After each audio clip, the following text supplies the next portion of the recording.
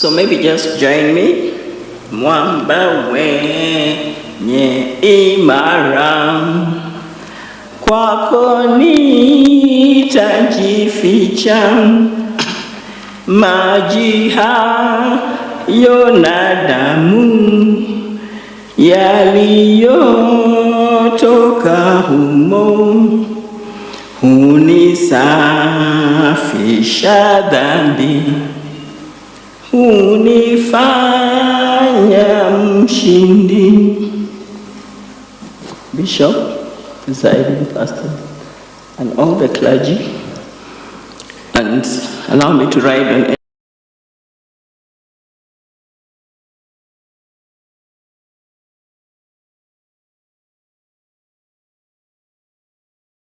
as I prepared to give my tribute. I would like to request to be coming forward, just to stand, not to speak, the Commission on Revenue Allocation team. Please just stand and start coming. I am sorry you had been put in the program, but somebody may have felt you fall under constitutional commissions, and so you got lost in there. Please come forward, and as you come forward, I would like to request the team of lawyers of Ngumbo and team Murugu Mukele, please also that team, the IBC team, Moses, just to come forward.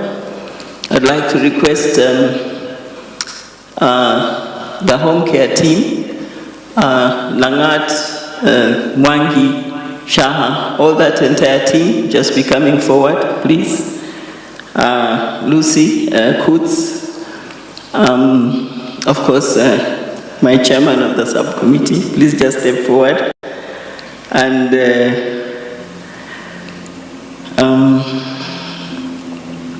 I don't think Professor Guliye and Molu and Marjan are here, but I know IBC is here.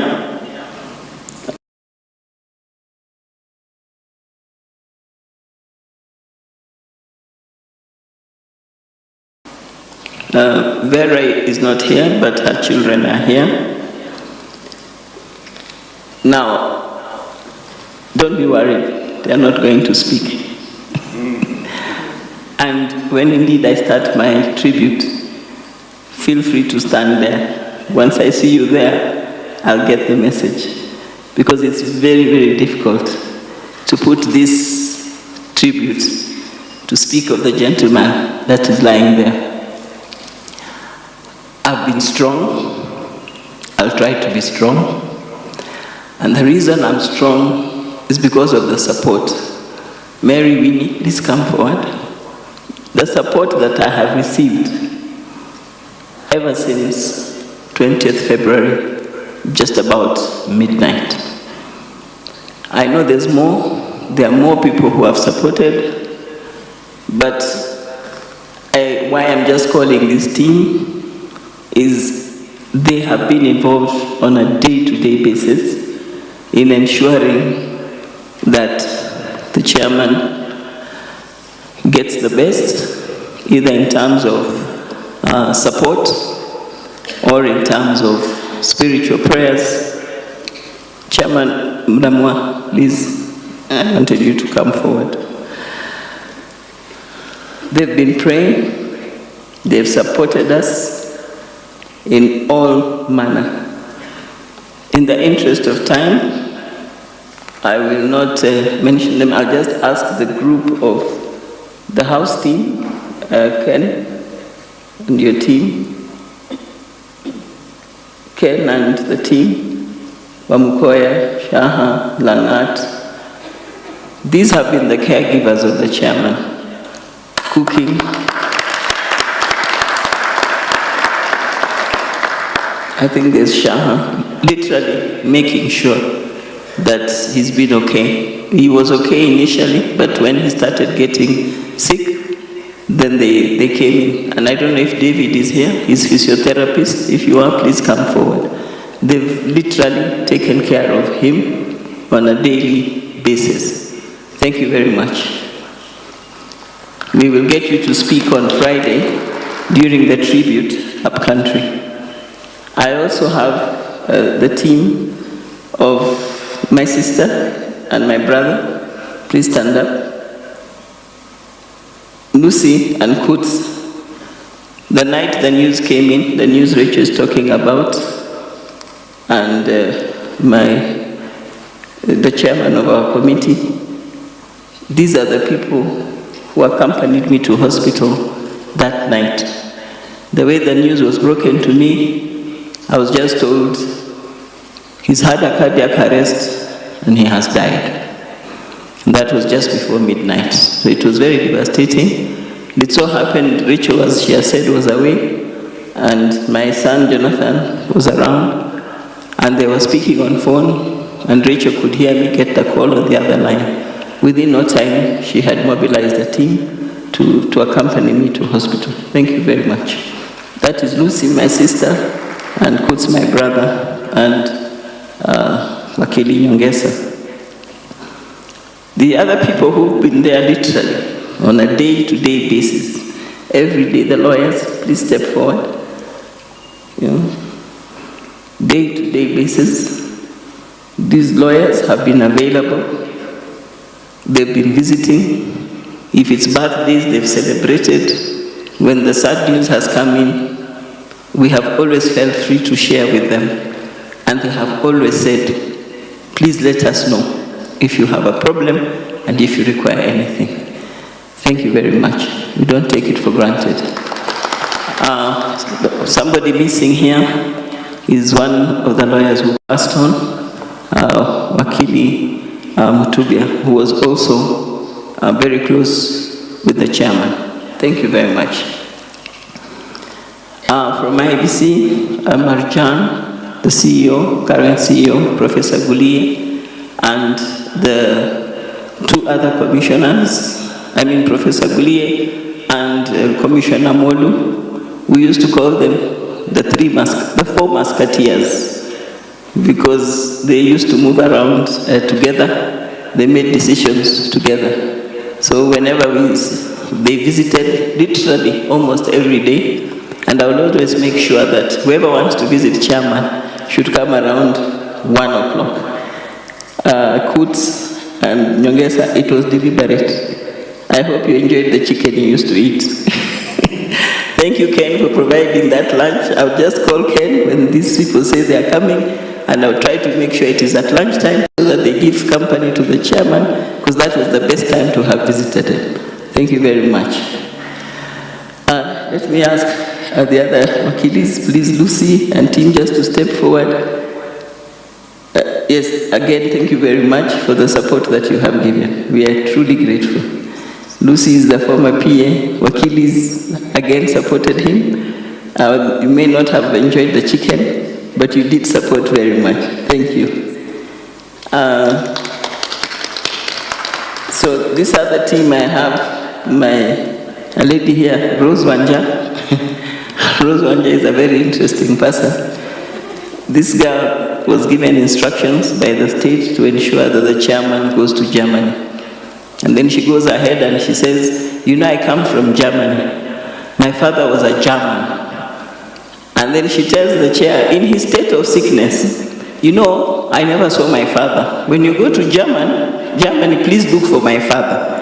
And the chair asks, so how old is your father? Do you think he is? Say, just over 100 years. He says, okay, I'll try, but if I don't find him, can I be your father? So thank you very much, Anja. She ensured that the two trips that he made to Germany, she was the one liaising with us for the surgeries. I have now my commission here. Is there anybody else? Again, I'll request them just to step forward. These are the people who I work with and who keep me going in the office.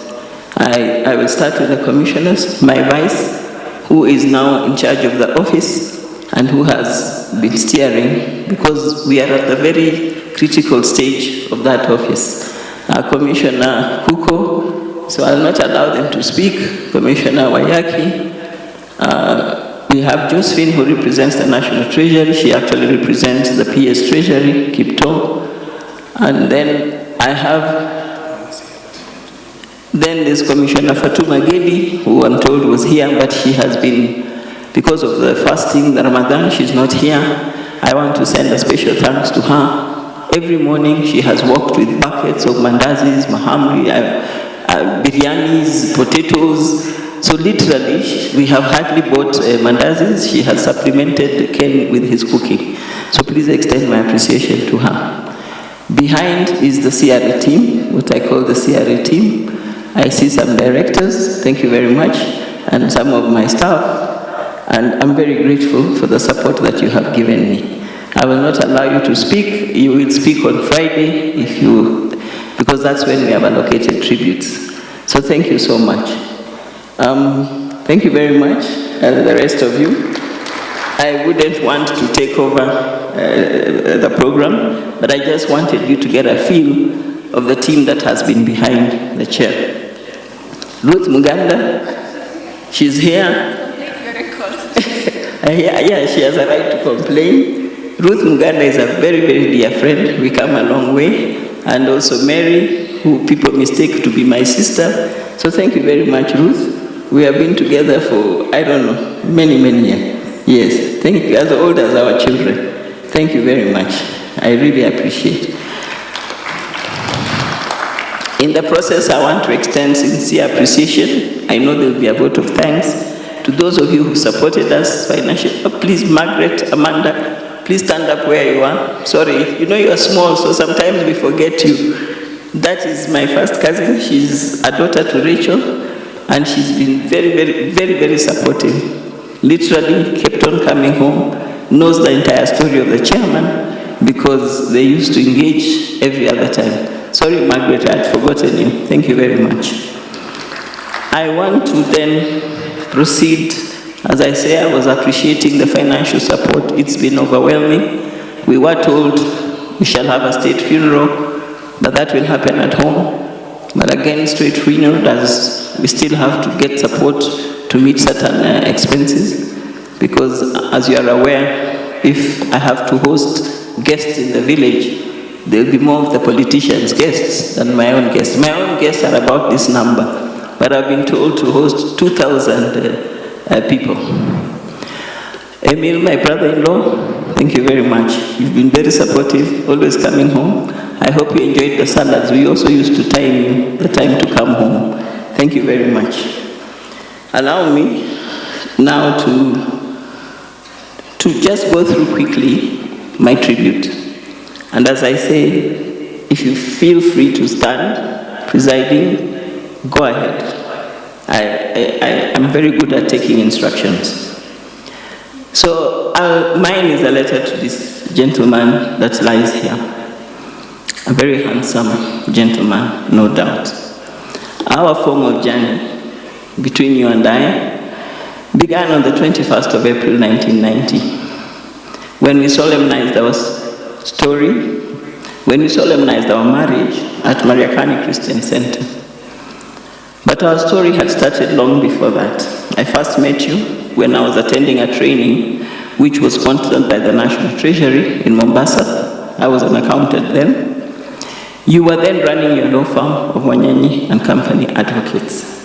Most people know me as Mrs. Wanyonyi. Many think Wanyonyi is somebody else. My husband is Wanyonyi Chebukati, so I'm married to the same man. They are not two different men. So I have been Mrs. Wanyonyi ever since I started working. Chebukati surfaced when 2017 came up, but I hardly used the name until 2022. During my mom's funeral, that is when I was introducing the chairman, everybody was shocked and they were like, oh, so this is a Chebukati. So that is how, you may ask why I'm using two names of his, Wanyonyi Chebukati. Well, maybe I loved him so much that I had to take two of his names, I don't know. But it was an issue even when I went for vetting for my position. Because the parliamentarians thought there was a Wanyonyi and there was a Chebukati, so they didn't understand why I was not using the Chebukati name, but it's one and the same. So before our wedding, my pastor insisted that we undergo counseling sessions, and that was a prerequisite for marriage. You took it to heart, attending every session without fail, knowing that that missing even one of them might lead to disqualification. I had a very curly pastor. So, as the wedding day approached, you traveled from Mombasa every weekend, sometimes twice a week, determined to see it through. When we were doing our wedding cards, the church insisted on your Christian name. He didn't give his name. I had to call the father to give me his Christian name. That's when I knew he was called Wellington. But as a Christian, he was a true Christian. But I think this phobia of university, when they were in the university being rebels, for some reason, they preferred using their African names. So today you have learned my husband was actually called Wellington. So that's what went on to the card. Wellington, Wellington weds Mary. So a month after our wedding, I was transferred to Mombasa to join you. So later it became clear to me that the pastor had been testing your commitment. And that was because the sessions he used to come for, I think the pastor wanted to really understand and be sure I am in the right hands, because my pastor was a Bunyore, and my husband, I was going to get married to a Bukusu. And you know Bukusus, they are like Muslims. They can have more than one wife. So my father had actually cautioned me, and he kept on asking, are you sure you want to go to Bukusu? And if you do, then be ready to have company. So he kept on fearing that he knew the way he had brought us up. My parents had been together and we had not had issues of a polygamous marriage. And I was entering a home which was polygamous, and my father feared that I may be a subject of a polygamous setup. But the sessions that we took place, a man lying here assured my pastor that Bukusu cultures will not play a big role in our family. And indeed, they did not. So I remember when you ran for the MP seat in Saboti, Trans Nzoia, you were adamant that I accompany you to the campaign rallies, but I resisted wanting to focus on our young family while managing my job in the public sector in the Coast Province. You didn't hear of it. I had to be by your side. At first, I didn't understand why. But over time, I realized that while you needed my support in your public life, you were just as committed to ensuring I was never in harm's way. You encouraged my presence, but never exposed me to the chaos and scrutiny that came with public life. I learned how to blend into the crowd, to be there without drawing attention. Later, I understood it was your way of silently taking care of me. At your request, your elder sister, my Dina, she spoke here, she moved into our home during the campaign period. 2007. And her role was not just to support you, but to care for me. You knew the demands of the campaign and the pressures it would bring, and you made sure I wasn't left to navigate it alone. That was the kind of man you were. It turned out that because I was not at home in Saboti or Kitale, I was in Coast. There were so many people hovering around pretending to be the first ladies of the MP, the aspiring candidate. So I think he deliberately put Sister Dina there just to make sure that there's a shield around him. So that was him. I think that's why I am still the only wife to the man lying here.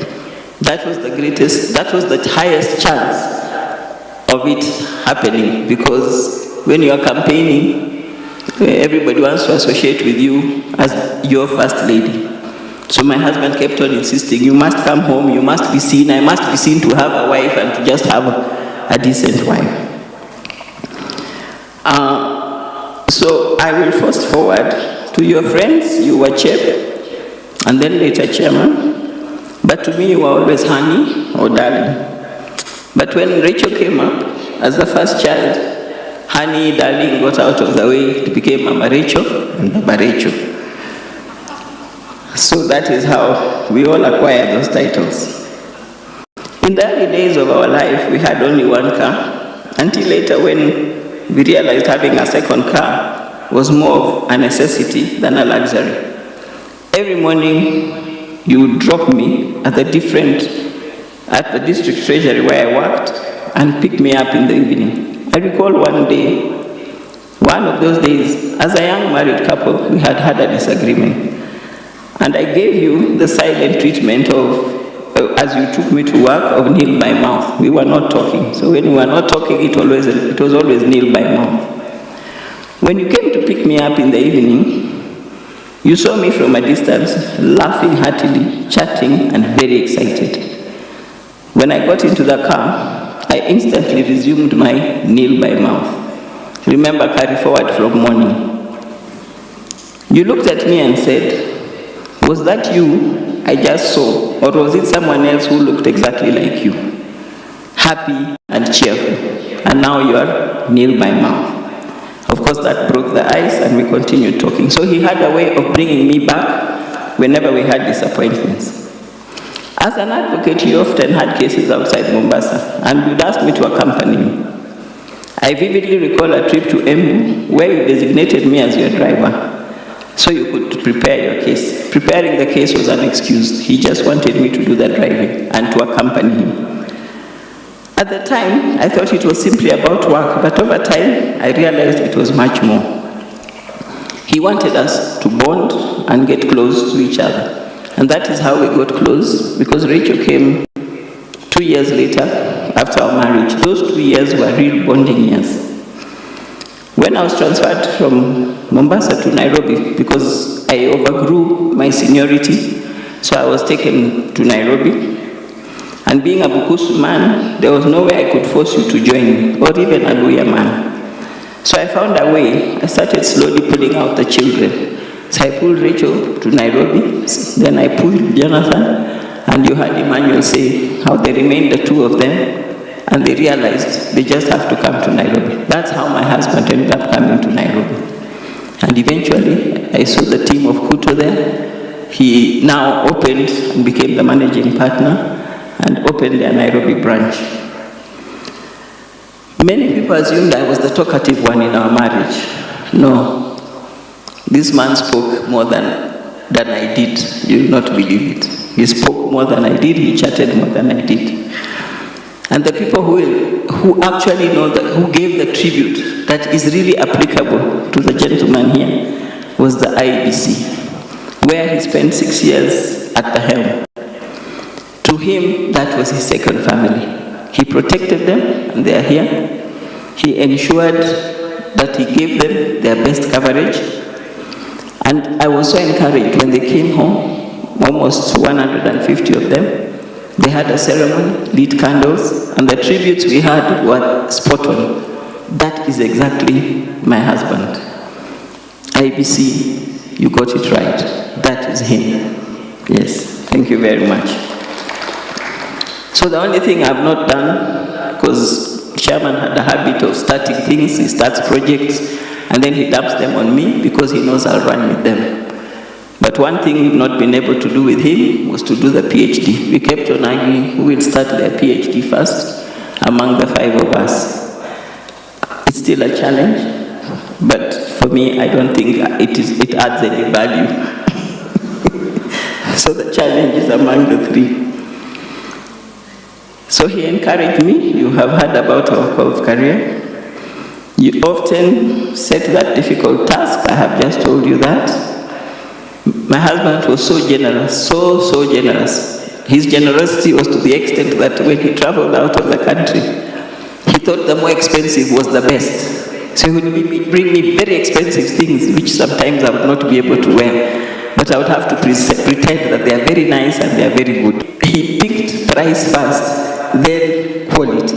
Because for him, he believed it's the best when it's the most expensive. So I enjoyed a lot of your gifts, which I know now I will not be able to have them. So after your first surgery, you went about life as if nothing had happened, and you have had that. Playing golf and doing everything he could. The children stepped in, they would accompany him. We used to work in shifts, as Emmanuel had mentioned. At no time after his first surgery did the gentleman here remain on his own. We did shifts. If it was in Germany, we went in shifts. Emmanuel, being self-employed, spent more time. The rest of us would do at least 2 weeks whenever we were required. And when he started ailing, the same thing happened. Despite the fact that he had 24-hour nursing care and aid care, we ensured that each of us had shifts. And if I had to go away, because CRA demanded of me to travel, Rachel, thanks to her bosses, would take leave and come and step in my position. This gentleman, I cannot say more, he was a man of integrity. He despised liars or lies. He couldn't stand a lie. He just could not stand anybody lying around him.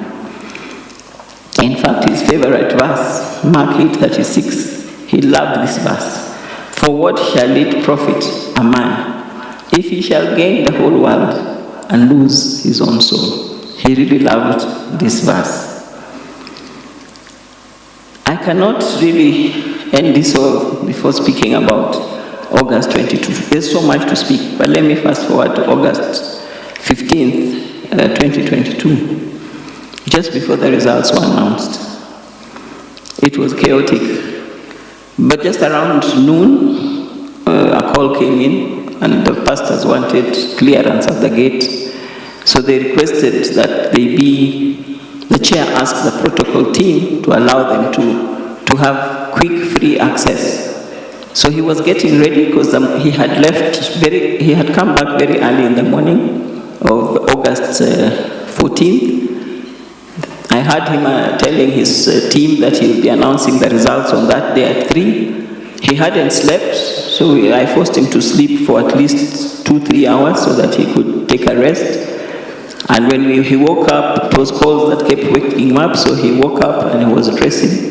So as we were preparing him to dress, he kept on getting calls. And at one time, the security came in and said, I don't know who was waiting at the gate. We don't know who was waiting at the gate. But to fast forward, a call that came in was from the Archbishop Olesapit, requesting that the chair calls the gate to get clearance. Now, I overheard that conversation because he was busy dressing, so he was on speakerphone. And I said to him, why don't you ask the Archbishop to come home? And he says, why would he come home now? They are heading for, I said, no, let him come home.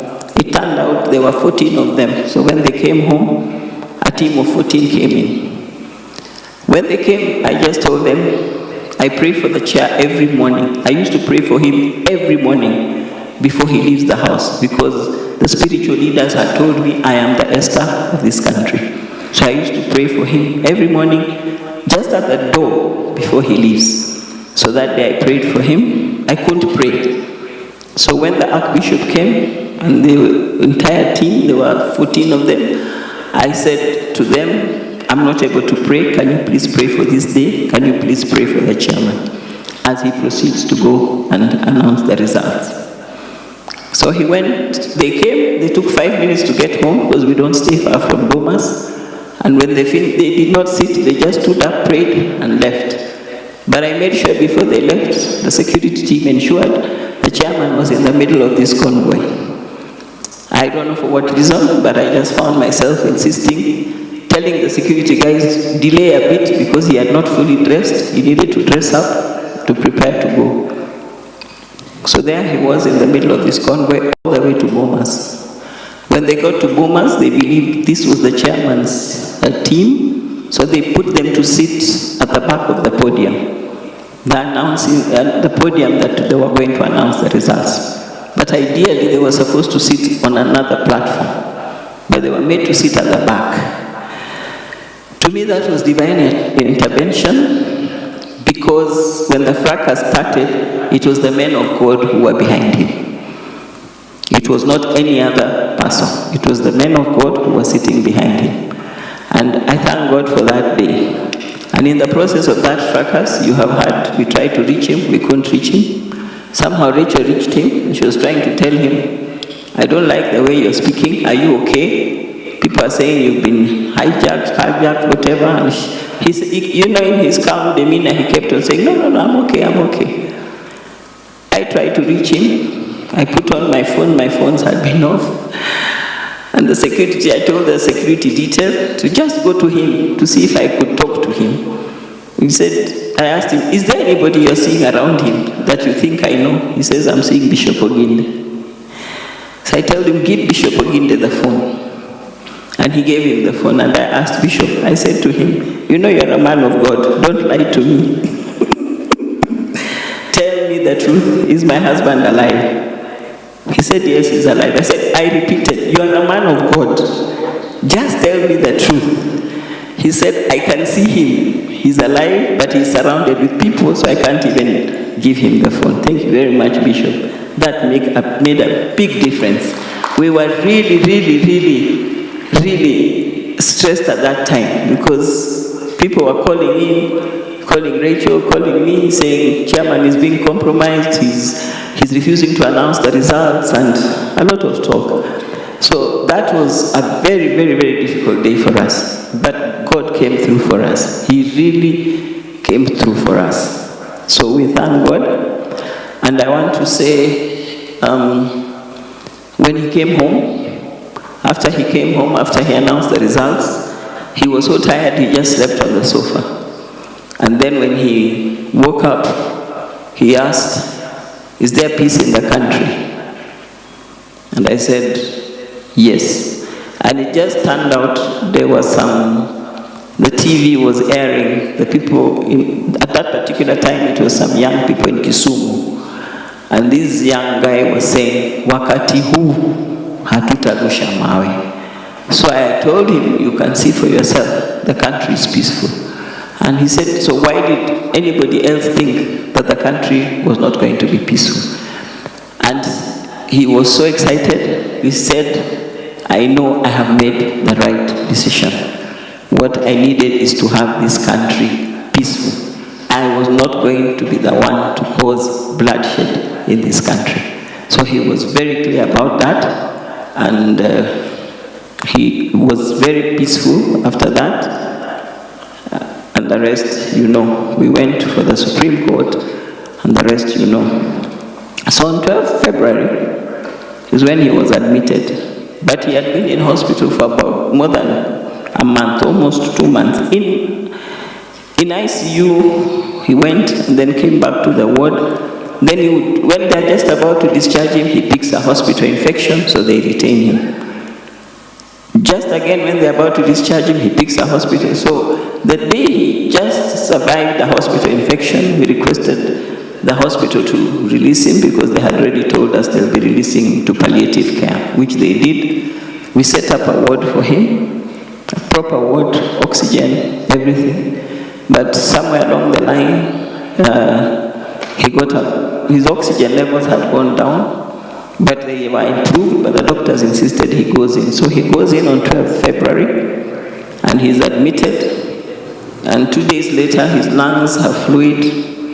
And then on Saturday, he has a cardiac arrest.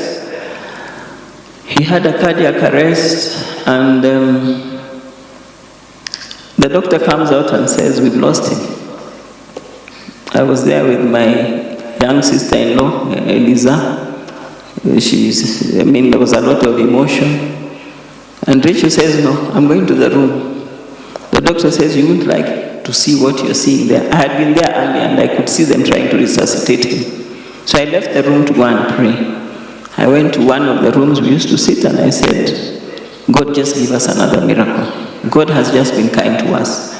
You heard what Rachel said. We had been given 4 to 6 months. Chairman went on and on and on. The doctors, even when they were now getting discouraged, because we were encouraged, they came back on. And they kept on saying, he's on because of the support that he's getting. So he's continued fighting. When he would go down, would be worried, then again he comes up, then again he goes down. So that is how he was. But we thank God that on that day, the first cardiac arrest, Rachel went to the room. She found they were still, resuscitating him. I don't know what she told him, because immediately after that, the doctor said, we have found a pulse. And they started clapping, and they were all excited. Everybody in the room was excited. Remember, we had just been told we've lost him.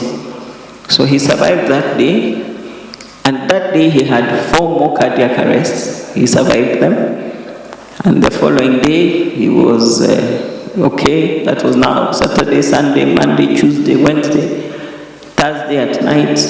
I had talked to the doctor around 11 p.m. So that's why I was a bit surprised to get a call at 11:30 to be told he had had a cardiac arrest, and now he's dead. Those were the words, that he's dead. So I asked them, is that how you're announcing the results? I mean, he's dead to me. They said, yeah, he has died, so you need to come in.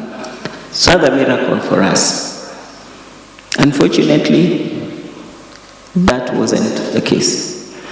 The testimony I believe he was supposed to give is this testimony that we have had today. That is what I believe. And many more days and years to live on for the kind of work he did, what he did for this country.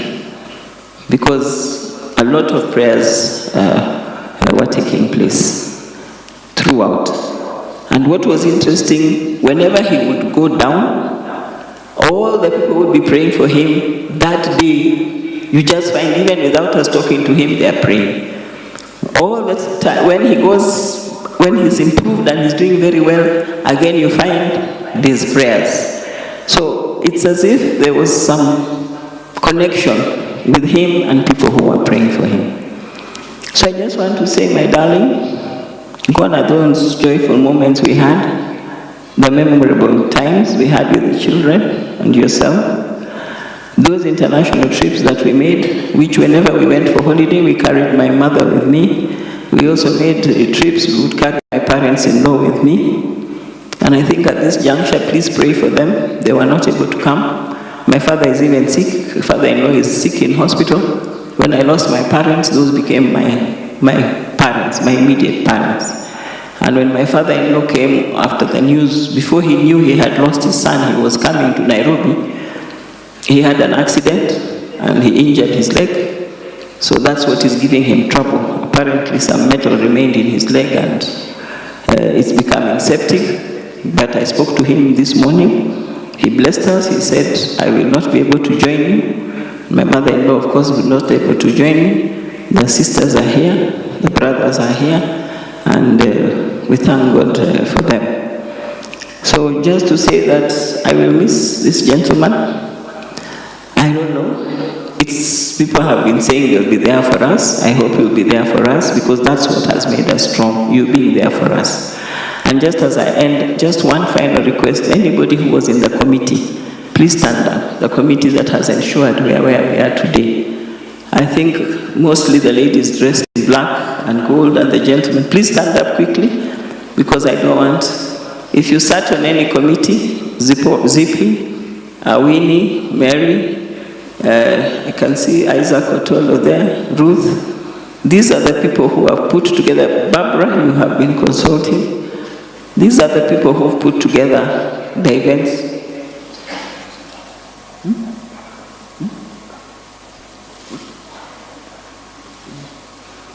So these are the people and others who put this event together.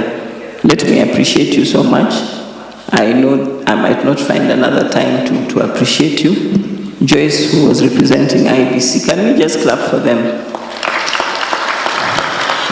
Yes, thank you, Wekesa Wakili, Wakili Wanyama. These are the people who will ensure that the remains of this gentleman is taken home, is taken to see his parents who have insisted